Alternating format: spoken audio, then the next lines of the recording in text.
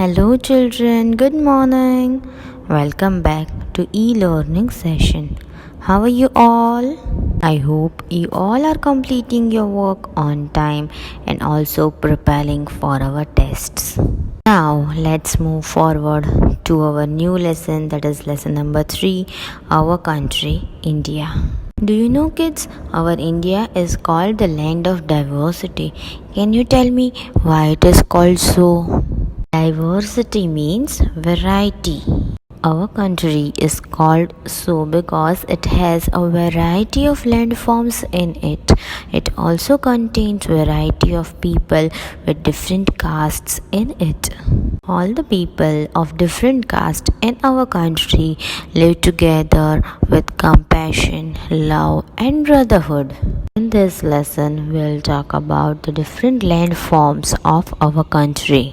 Some of the landforms are the Himalayan mountains, the northern plains, the Deccan Plateau, the Thar Desert, and the islands.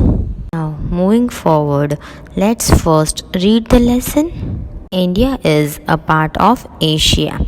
It is the 7th largest country in the world with more than 100 crore people living here. India is the most populated country in the world after China. It is also one of the most beautiful countries in the world. Our country is not the same everywhere.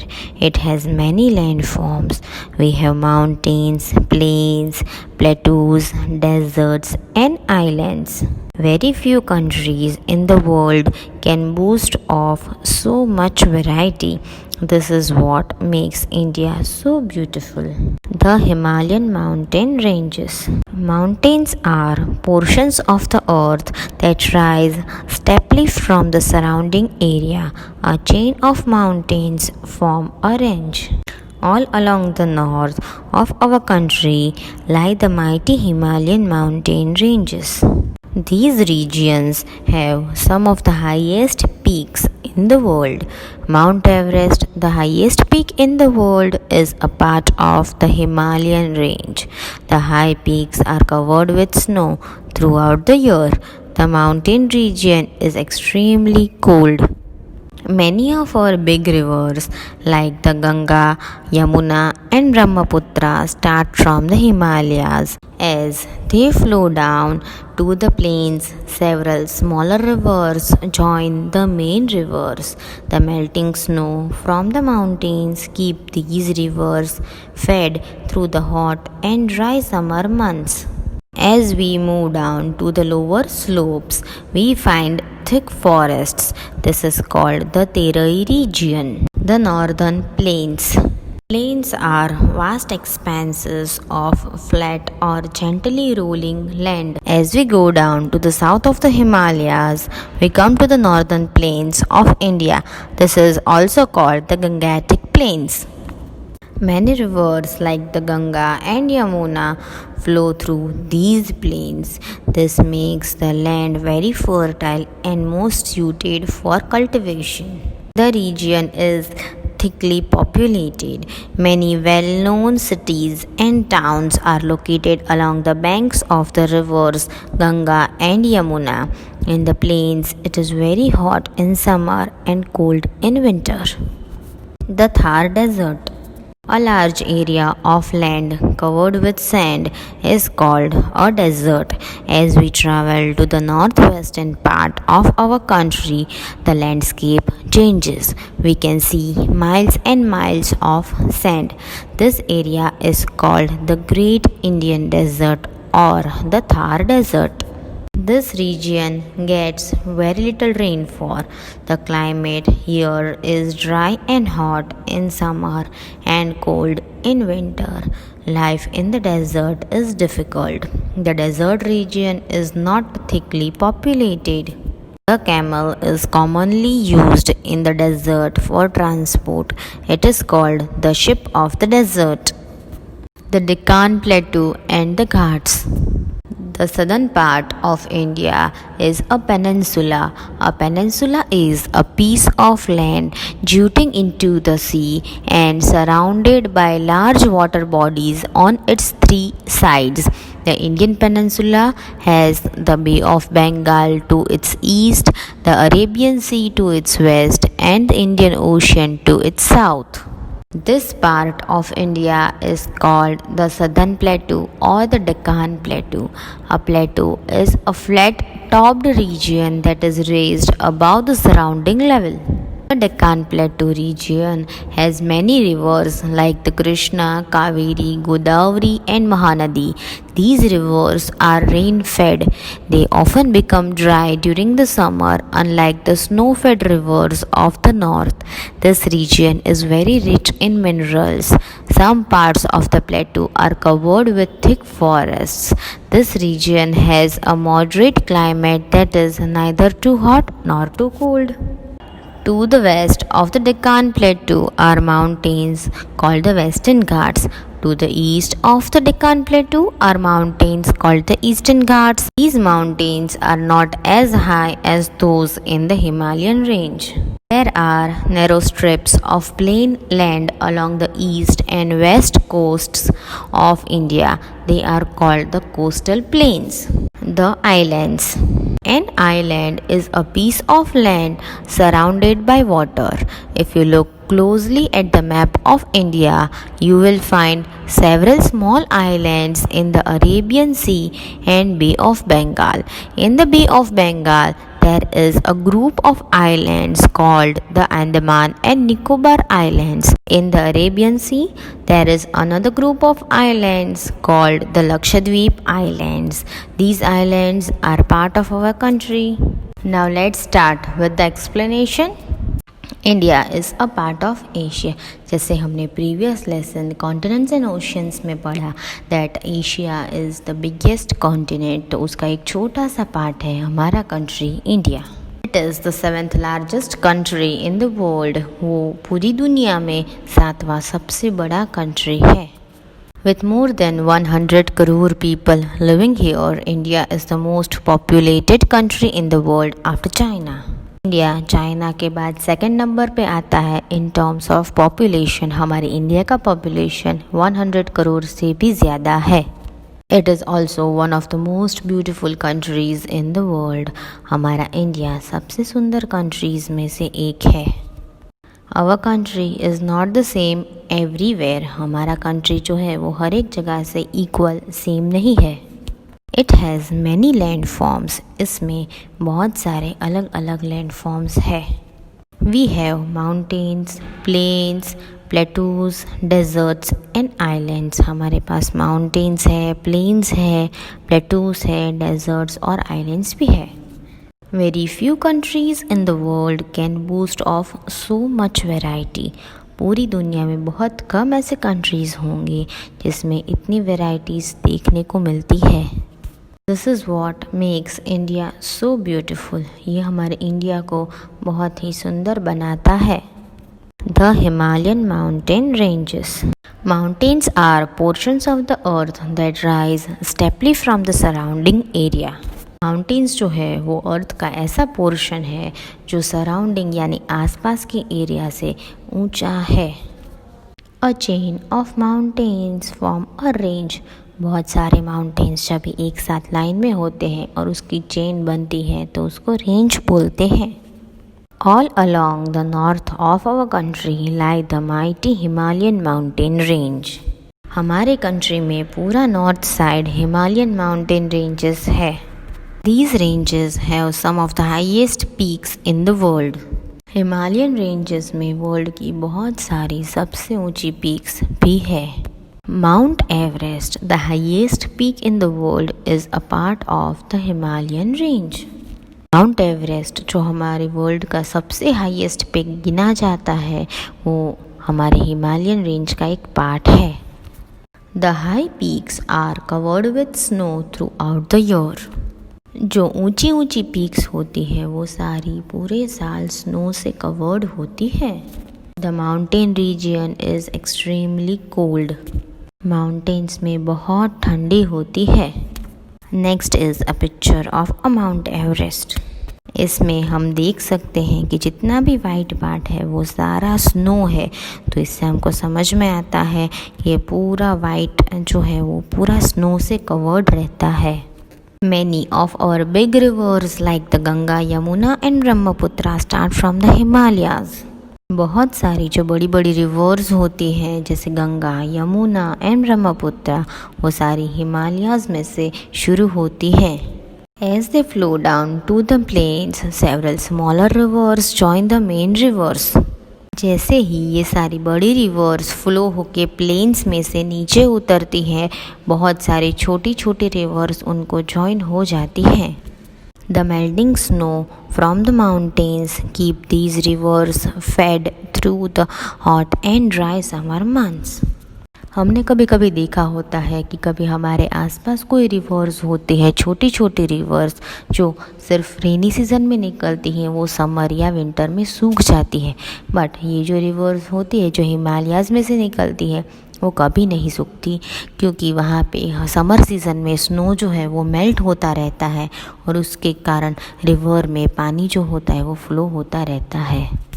As we move down to the lower slopes, we find thick forest. This is called the terai region. जैसे ही हम लोग slopes में नीचे जाते हैं, हम लोग को थिक फॉरेस्ट दिखाई देता है। ये पूरी जगह को तेराई रीजन बोलते हैं। Did you know? Several million years ago, the land where the Himalayas now stand was covered by a vast ocean called the Tethys Sea. बच्चों, क्या आपको पता है कि हज़ारों करोड़ों साल पहले वो ज़मीन जहाँ पे हिमालयाज़ आज खड़ा है वो पूरा ओशियन से कवर्ड था, एक बड़े ओशियन से जिसको टीथस सी बोलते हैं। The northern plains. Now let's go to the map that is Himalayas and the rivers in northern India. ये मैप जो है उसमें बड़े अक्षरों से हिमालयाज़ लिखा गया है। हिमालयाज़ के नीचे ब्लू लाइंस की गई है। ये ब्लू लाइन सारी रिवर्स दिखाती है। उसमें जो मेन रिवर्स हैं जैसे गंगा, यमुना, ब्रह्मपुत्र, ये हम देख सकते हैं कि ये तीनों रिवर्स जो हैं वो हिमालयाज़ में से निकलती हैं और बहुत सारे रिवर्स हिमालयाज़ में से निकलती हैं। ये साइड अगर हम लोग देखें तो झेलम, चिनाब, रवि, ये तीनों रिवर्स भी हिमालयाज़ में से ही निकलती है, पर उसका छोटा सा पोर्शन ही सिर्फ इंडिया को मिलता है, बाकी सारा पोर्शन जो है वो पाकिस्तान में चला जाता है। Plains are vast expanses of flat और जेंटली रोलिंग लैंड। बहुत सारी सीधी ज़मीन को प्लेन बोलते हैं। As we go down to the south of the Himalayas, we come to the northern plains of India. This is also called the Gangetic Plains. जैसे ही हम लोग साउथ की ओर जाते हैं हिमालयाज से तो हम लोग को नॉर्दर्न प्लेन्स मिलते हैं। ये नॉर्दर्न प्लेन्स को गंगेटिक प्लेन्स भी बोला जाता है। Many rivers like the Ganga and Yamuna flow through these plains. Ganga और यमुना के जैसी बहुत सारे रिवर्स जो हैं वो ये प्लेन में से गुजरती है। This makes the land very fertile and most suited for cultivation. Reverse के ये प्लेन में से गुजरने के कारण यहाँ की जो लैंड है वो बहुत फर्टाइल हो जाती है और ये कल्टीवेशन के लिए भी बहुत अच्छी है। As we can see in the below picture कि यहाँ बहुत अच्छा क्रॉप ग्रो होता है, यहाँ का कल्टीवेशन बहुत अच्छा होता है और नॉर्दर्न प्लेन्स जो है उसका मेन क्रॉप है वो वीट है। The region is thickly populated. ये रीजन में पॉपुलेशन बहुत ज़्यादा है। Many well-known cities and towns are located along the banks of the rivers Ganga and Yamuna. बहुत सारे सिटीज़ और टाउन्स गंगा और यमुना नदी की आसपास है। In the plains it is very hot in summer and cold in winter. Plains में summer के टाइम पे बहुत गर्मी होती है और विंटर के टाइम पे बहुत ठंडी होती है। Next is the map of northern plains and the rivers in India. इसमें हम लोग देख सकते हैं कि यमुना और गंगा दोनों हिमालयाज़ में से साथ में निकलती हैं। आगे जाके यमुना में से चंबल और बेटवा दो रिवर्स जो हैं वो अलग होके इंडिया में आती हैं और यमुना जो है वो नॉर्थ साइड जाके गंगा से मिल जाती है। हिमालयाज़ में से दूसरी भी छोटी रिवर्स निकलती हैं जैसे कि घाघरा, गंडक, कोसी, पर वो आगे जाके गंगा में मिल जाती है। ब्रह्मपुत्रा का थोड़ा पोर्शन हमारे इंडिया को मिलता है, बाकी वो आगे बांग्लादेश में चली जाती है। Next is the picture of Ganga in Varanasi. Varanasi में जब हमारी रिवर गंगा बहती है तो ऐसी लगती है। The Thar desert, a large area of land covered with sand is called a desert. जब भी ज़मीन का बहुत सारा पार्ट सैंड यानी रेत से भरा हुआ होता है तो उसको डेजर्ट बोलते हैं। As we travel to the north western part of our country the landscape changes. जैसे ही हम हमारी कंट्री की नॉर्थ वेस्ट पार्ट की तरफ जाते हैं तो हमारे ज़मीन का जो लुक है यानी लैंडस्केप वो बदल जाता है। We can see miles and miles of sand. This area is called the great Indian desert और द थार डेजर्ट। यहाँ पे हमें कई माइलों तक सिर्फ रेत नज़र आती है। ये एरिया को ग्रेट इंडियन डेजर्ट या थार डेजर्ट भी बोला जाता है। नीचे हम पिक्चर में देख सकते हैं कि कैसे इंसान कैमल पे बैठ के डेजर्ट में ट्रैवल करते हैं। This region gets very little rainfall. यहाँ पे बारिश बहुत कम होती है। The climate here is dry and hot in summer and cold in winter. यहाँ का मौसम जो होता है वो गर्मियों में सूखा और गर्मी वाला होता है और ठंडियों में बहुत ठंडा होता है। Life in the desert is very difficult. Desert में लाइफ बहुत मुश्किल होती है। The desert region is not thickly populated. Desert में बहुत कम इंसान रहते हैं। The camel is commonly used in the desert for transport. It is called the ship of the desert. Desert में ट्रांसपोर्टेशन के लिए कैमल का इस्तेमाल होता है, इसलिए कैमल को शिप ऑफ द डेजर्ट भी बोला जाता है। Did you know the Indian camel has a single hump but the Bactrian camel has a double hump? आपको मालूम है हमारे जो इंडिया में कैमल्स देखे जाते हैं उसको एक ही हम्प होता है, पर बैक्ट्रियन कैमल्स जो होते हैं उसके 2 हम्प होते हैं। Next is the map of the great Indian desert Thar desert. इसमें हमें डेजर्ट का पोर्शन दिखाया गया है कि हमारे इंडिया में कहाँ पे वो थार डेजर्ट है। The Deccan प्लेटू and the Ghats. The southern part of India is a peninsula. India का सदर्न पार्ट जो है वो पूरा पेनिनसुला है। A peninsula is a piece of land jutting into the sea and surrounded by large water bodies on its 3 sides. Peninsula एक ऐसा ज़मीन का टुकड़ा होता है जिसके तीनों तरफ पानी होता है। The Indian peninsula has the Bay of Bengal to its east, the Arabian Sea to its west, and the Indian Ocean to its south.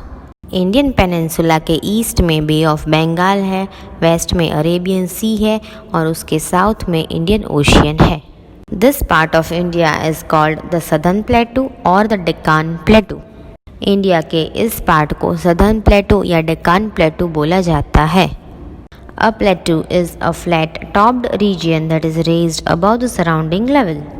प्लेटू एक ज़मीन का ऐसा टुकड़ा है जो सीधा है पर आसपास के जो रीजन है उससे थोड़ा ऊंचा है। The Deccan plateau region has many rivers like the Krishna, Kaveri, Godavari and Mahanadi. Deccan plateau region में बहुत सारे रिवर्स है जैसे कि कृष्णा, कावेरी, गोदावरी और महानदी।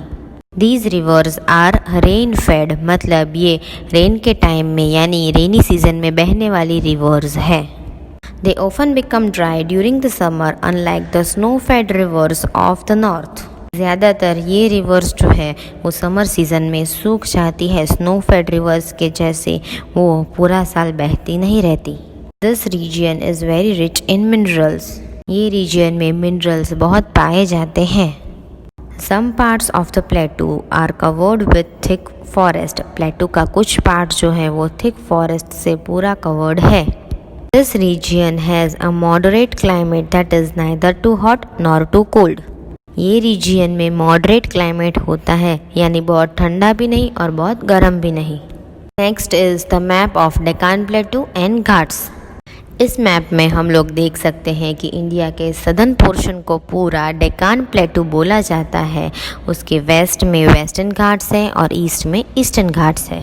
जैसे मैंने आपको पहले एक्सप्लेन किया, इसमें हम लोग ये भी देख सकते हैं कि डेक्कन प्लेटू के वेस्ट में अरेबियन सी है, ईस्ट में बे ऑफ बंगाल है और साउथ में इंडियन ओशियन है। To the west of Deccan Plateau are mountains called Western Ghats.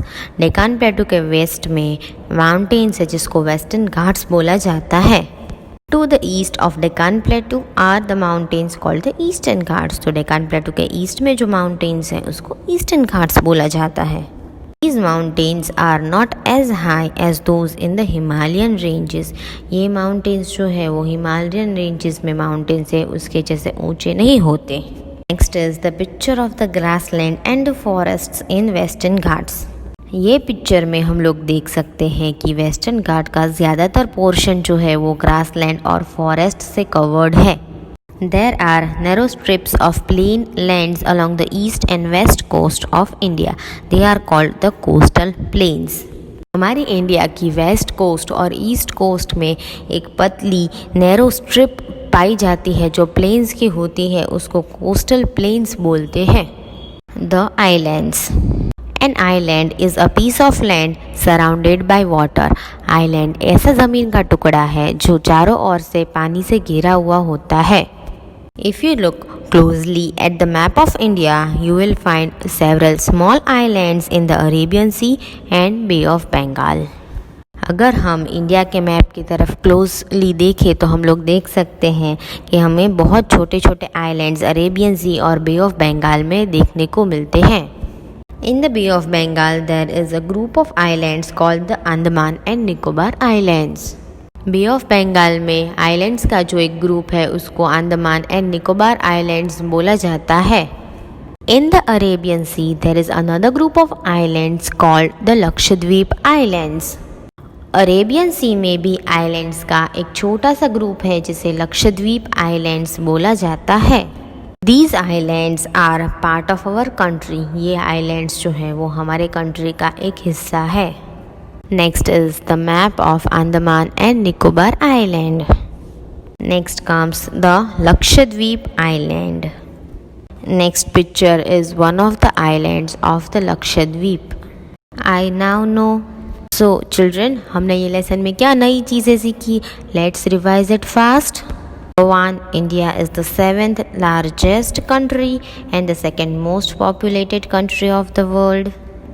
Number 2. The Himalayan mountain ranges lie along the north of India. Number 3. The northern plains lie to the south of the Himalayas. They are very fertile. Number 4. The Thar Desert is in the northwestern part of India. Number 5. The southern part of India is a peninsula and a plateau called the Deccan Plateau.